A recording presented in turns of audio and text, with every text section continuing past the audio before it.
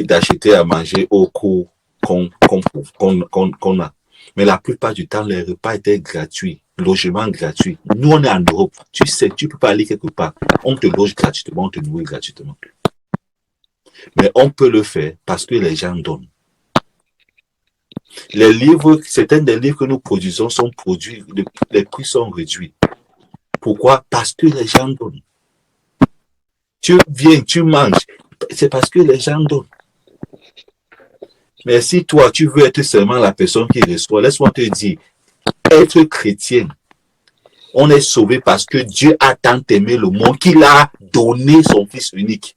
Amen. Amen. Amen. Notre Père a tant aimé le monde qu'il a donné. Quand une personne aime, elle donne. Quand une personne n'aime pas, elle garde.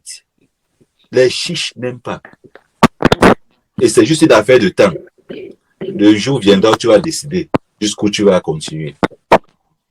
On est en train d'étudier pour devenir disciple. Et devenir disciple veut dire on apprend une leçon. Si on a des questions, on les pose. S'il y a des choses qu'on ne comprend pas, on pose. Mais on obéit, frère. Et mon problème, c'est que plusieurs parmi vous, vous avez des problèmes financiers. Vous avez des problèmes sociaux. Mais je vous apporte la Bible, que voici ce que Dieu dit. Suivez ça. On enregistre ce message, on en discute une semaine, 2 semaines, et on continue comme si rien ne s'est passé. S'il avait dit que je suis le grand pasteur qui avait l'onction pour vous rendre riche, n'est-ce pas? Vous aurez couru. Vrai ou faux? Ouais. J'ai apporté la plus grande onction qui va briser la malédiction de la pauvreté sur vous. J'espère que vous allez recevoir ça. C'est ce que la parole de Dieu dit. Amen. Amen. La Bible dit donne.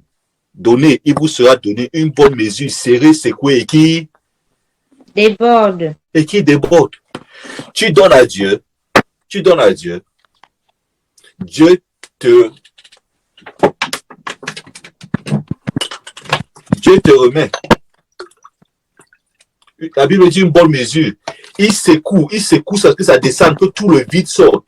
Et il ajoute jusqu'à ce que ça déborde. Je n'ai pas envie de faire déborder, c'est parce que ça va bouillir mon tapis. Mais voilà comment Dieu traite avec nous, frères.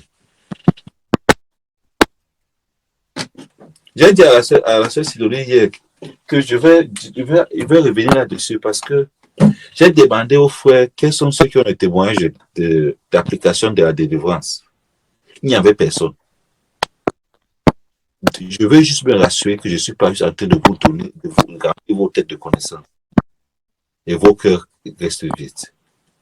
Sinon, c'est une bonne perte de mon temps. Amen. Amen. Merci de donner, pardon, passe ce message aux frères qui vont écouter dans la semaine. Mm-hmm. Si quelqu'un a des questions qu'il pose, mais la recommandation pour leur bien, et je ne vais pas te chasser de l'église parce que tu ne le donnes pas. Et laisse-moi te dire, je ne mange pas ton argent.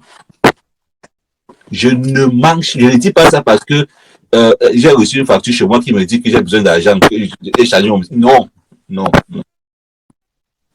Je remercie Dieu que je ne suis pas à ce niveau-là. La plupart de nos pasteurs ne vivent pas sur l'argent que les frères donnent. En fait, en tant que pasteur, notre but, c'est de donner plus que tout le monde. Homme, pouvoir, leadership, en donnant, en disant, frère, faites comme moi, je suis en train de faire. Et j'ai partagé avec vous comment je me force à donner pour le Seigneur. Pardon, suivez mon exemple. Amen. Amen. Amen. Suivez mon exemple. Le diable va te dire ne donne pas, mais donne. Parce qu'en donnant, tu enlèves le diable derrière ton argent. C'est que quand tu enlèves les 10%, tu donnes à Dieu. Le diable qui est derrière toi, parce que le diable a passé tout son temps à chercher ce qui appartient à Dieu pour voler cela. Quand tu enlèves la part de Dieu, la puissance du diable pour anéantir ton argent est finie. Il laisse ton argent tranquille. Et après avoir donné à Dieu, les 90% qui restent là, tu peux faire plus, au moins 6 fois plus avec que ce que tu pouvais faire avec les 100%. Va, essaye, tu vas voir. Mais il te dit, va essayer. N'écris pas seulement dans ton cahier. Va, essaye. Et viens nous donner le témoignage. Et donne le témoignage aux autres frères qui sont là, se demandent, ah, les gens, ils veulent prendre mon argent. Quel argent même? On veut te rendre riche. Amen. Amen. On veut te rendre riche. On veut que tu expérimentes les cieux ouverts sur ta vie et que tu deviennes riche. Les gens te demandent, hey, qu'est-ce qui t'est arrivé?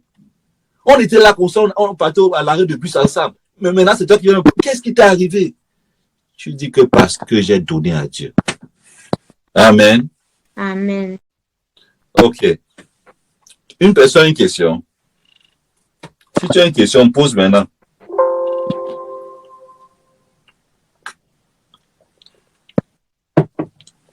Lis Hébreux 9, 14. S'il y a quelque chose que tu n'as pas compris, pose la question maintenant.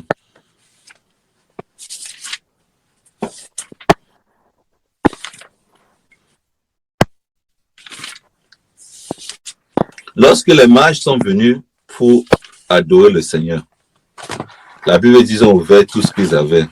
Ils lui ont fait les dons d'or, de myrrhe, de parfum. Quand tu rencontres Dieu, quand tu approches Dieu, tu as juste envie de lui donner. Comme acte d'adoration. Mais quand tu rencontres Dieu et tu gardes ce que tu as en toi-même, quelqu'un doit se poser la question si tu as vraiment cru. Quelqu'un a dit que lorsque Jésus entre dans le cœur, il produit l'électricité qui fait que les hommes lâchent ce qu'ils ont dans les mains.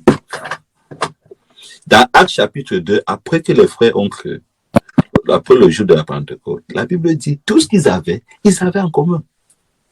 Il n'y avait pas de chicheté parmi eux. Je partage ça avec vous parce que, écoutez frère, si on a une église où les gens ne donnent pas leur dîme, notre but d'ici, pour la phase choix, c'est que dans le monde nous ayons 1 million d'églises de maison, entre 50 et 1000 et 100 membres, dirigés par 1 million de faiseurs de disciples, qui ont revêtu ce qu'on appelle le message de Bétois. Ça veut dire qu'ils sont retournés à leur premier amour pour le Seigneur et marchent dans ce premier amour-là. Mais on se réunira dans les maisons. Maintenant, je pose la question. Si à Liège et en Belgique, on doit se réunir dans les maisons, combien de maisons on aura disponibles? Combien de familles vont accepter les frères chez eux, les nourrir comme la sœur Sidonie le fait? Si donner à Dieu maintenant est trop cher, c'est donner ton fauteuil pour que les gens viennent s'asseoir là tous les jours, que ça tu vas pouvoir faire. Non. Tu as un seul cœur. Tu vas dire, la maison, si j'ai travaillé tellement dur pour avoir ça, mon fauteuil là, ça m'a coûté 500 €. Je ne veux pas que les gens viennent s'asseoir sur ça n'importe comment. Mon salon, tu vas monter, descendre. 500 €, c'est quoi? Même si ton fauteuil t'a coûté 2000 €, 2000 € c'est quoi? Si on ne change pas notre cœur, nous aurons un problème bientôt. On aura un groupe de personnes, de religieux qui viennent comme une association, mais on n'aura pas une communauté de disciples. Amen. Amen.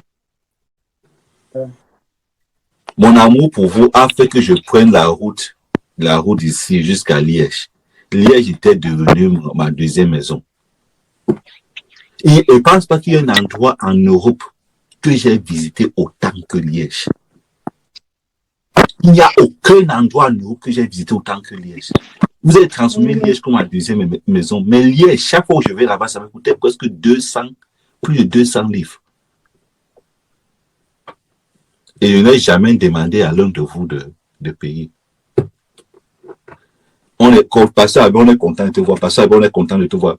On est content de te voir quand il descend dans ma voiture. Pasteur, on est content de te voir. C'est ça qui a payé le train pour que j'arrive ici. Non.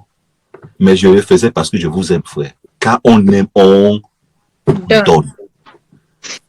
Si vous voulez dire que je suis chier, j'allais rester chez moi. Avec ma femme et mes enfants. Prends mes 200 €, on mange ça bien. Le week-end, là, il dit que c'est quel soir ça. C'est quel